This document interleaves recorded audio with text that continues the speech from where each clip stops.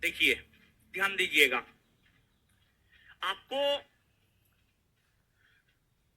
बंगाल प्रांत 1911 ईस्वी के बंगाल प्रांत की अगर आप बात करेंगे तो 1911 ईस्वी का जो बंगाल प्रांत था, ये था 1911 ईस्वी का बंगाल प्रांत। इस बंगाल प्रांत में बांग्लादेश भी था, पश्चिम बंगाल भी था, बिहार भी था, झारखंड भी था और ओडिशा भी था।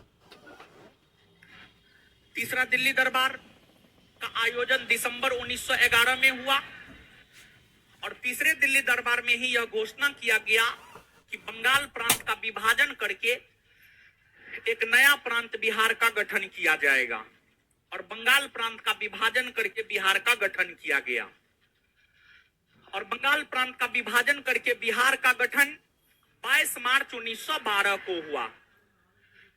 22 मार्च 1912 को हुआ। 22 मार्च 1912 को जो बिहार प्रांत बना, उस बिहार प्रांत में बिहार, झारखंड, ओडिशा तीनों प्रांत था। 1912 का जो बिहार प्रांत था, 1912 का जो बिहार प्रांत था, उस बिहार प्रांत में बिहार, झारखंड, ओडिशा तीनों प्रांत था। बिहार, झारखंड, ओडिशा तीनों प्रांत था। इन तीनों प्रांतों को मिलाकर बिहार का गठन किया गया। कालांतर में जाकर भारतीय शासन अधिनियम 1935 पारित हुआ। भारतीय शासन अधिनियम 1935 पारित हुआ और भारतीय शासन अधिनियम 1935 में यह कहा गया कि बिहार का विभाजन करके ओडिशा का गठन किया जाएगा। भारतीय शासन अधिनियम 1935 में, भारतीय शासन अधिनियम 1935 में यह कहा गया कि बिहार का विभाजन कर ओडिशा का गठन किया जाएगा और फिर बिहार का विभाजन कर ओडिशा का गठन हुआ 1936 में।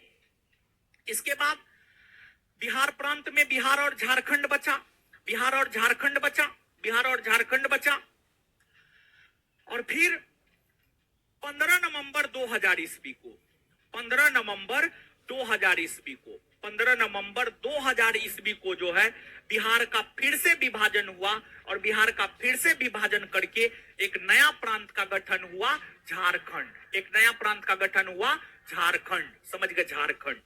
और देखिए नेता सब कैसे उल्लू बनाता है। एक तो आप इस बात को समझिए, किसी प्रांत का विभाजन कर नए प्रांत का गठन करना है ना, तो यह काम करता है भारत की संसद। कौन करता? भारत की संसद। और भारत की संसद को यह अधिकार देता है भारतीय संविधान का अनुच्छेद 3, 2 नहीं 3, अनुच्छेद 3। कौन अनुच्छेद? अनुच्छेद 3। जैसे मान लिया जाए कि उत्तर प्रदेश का विभाजन कर उत्तराखंड बना, अनुच्छेद 3 के तहत भारत की संसद बनाया होगा।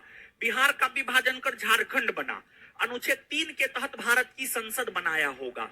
मध्य प्रदेश का विभाजन कर छत्तीसगढ़ का गठन हुआ, यह काम भी अनुच्छेद 3 के तहत किया होगा भारत की संसद। आंध्र प्रदेश का विभाजन कर तेलंगाना का गठन हुआ, ये भी काम किया होगा भारत की संसद और अनुच्छेद 3 के तहत। और जब किसी राज्य का विभाजन होता है और नए राज्य का निर्माण होता है, तो जिस राज्य का विभाजन होना होता है उस राज्य के विधान मंडल का बहुत ज्यादा कोई महत्व नहीं होता है। उस राज्य के विधान मंडल की बहुत ज्यादा भूमिका नहीं होती है, बहुत ज्यादा भूमिका नहीं होती है। तो देखिए, जब बिहार का विभाजन होना था तो बिहार में राजद की सरकार थी, आरजेडी की सरकार थी। 2000 ईस्वी में विभाजन हुआ। लालू जी का राज 1990 से लेकर के 2005 ईस्वी तक रहा है। 1990 से लेकर के 2005 ईस्वी तक रहा है और 2000 ईस्वी में होना था बिहार का विभाजन।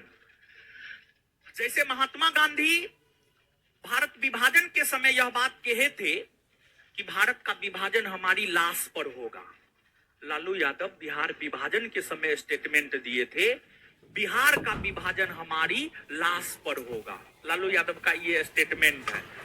जबकि आप इस बात को जानिए, लालू यादव पटना यूनिवर्सिटी के पॉलिटिकल साइंस के छात्र रहे हैं और पॉलिटिकल साइंस के छात्र हैं तो उन्हें पता था कि हमको कोई अधिकार न है, हम कुछ नहीं कर सकते हैं। अगर भारत की संसद चाह लिया बिहार का विभाजन होगा तो बिहार का विभाजन हो करके रहेगा। लेकिन जनता से एक इमोशनल अटैचमेंट स्थापित करने के लिए जो है लालू यादव ये बात कहा करते थे कि बिहार का विभाजन हमारी लाश पर होगा। तो खैर अब तक तो मरे हैं नहीं, लेकिन बिहार का विभाजन हो गया है, समझ गए।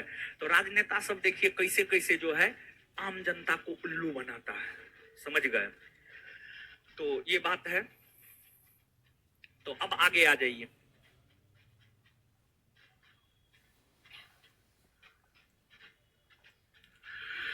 बताइए उत्तर क्या होगा? ए होगा, क्लियर है। हो बंगाल का विभाजन होकर के बिहार का गठन, बिहार का विभाजन होकर ओडिशा का गठन, और फिर से बिहार का विभाजन होकर के झारखंड का गठन। क्लियर है ना गुरुजी लोग? याद रखिएगा ना। यहाँ से ये जो पूरा कड़ी बताए हैं ना, यहाँ से एक आध गो प्रश्न कभी काल बीपीएससी में या आपके परीक्षा